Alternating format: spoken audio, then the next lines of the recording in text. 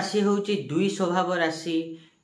मिथुन राशि व्यक्ति मानक पई केउ राशि व्यक्ति माने उपयुक्त रहिबे विवाह पई ताहा आज आमे एई वीडियो रे आलोचना करिबा। नमस्कार, मु सुभाषिष पुंथे स्वागत करछि मो यूट्यूब चैनल को। आमे पूर्व वीडियो मानकरे मेष राशि एवं वृष राशि व्यक्ति माने केउ राशि व्यक्ति मान को विवाह कले राजयोतक पड़ी थाए बा अत्यंत शुभ होई थाए ता विषय रे डिटेल्स रे आलोचना करिचे। जो माने बे जाय से वीडियो देखि नांती एबे रिसेंट अपलोड करछि मो यूट्यूब चैनल रे जाइकी देखि परिबे। आज आमे आलोचना करिबा कि मिथुन राशि व्यक्ति माने केउ राशि व्यक्ति को विवाह कले तांको सह मन स्वभाव चिंताधारा मिसी थाए जहा कि राशि अनुଯାयी राजयोतक होई थाए। ताहा तो आज आमे एई वीडियो रे जानिबा।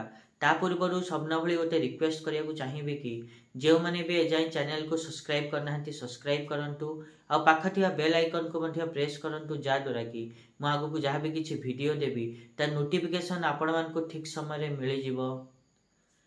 जदि आमे मिथुन राशि कथा कहिबा से पुओ हंतु बा झियो हंतु मिथुन राशि से माने जदि मिथुन राशि ही पुओ बा झियो को विवाह करूचंती जदि एवं मिथुन राशि, सिंह राशि, कन्या राशि ता सहित मीन राशि एवं मेष राशि एई सब राशि व्यक्ति माननकु जदि मिथुन राशि व्यक्ति माने विवाह करूचंती ताहाले तांको वैवाहिक जीवन सुखमय हबो।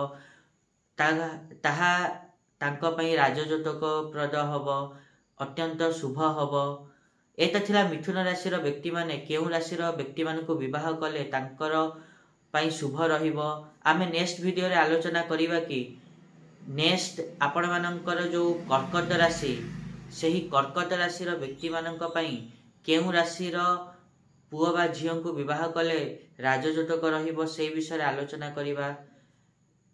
आज पई तो एतिकी, देखाबा नेक्स्ट वीडियो रे। रहुची, नमस्कार।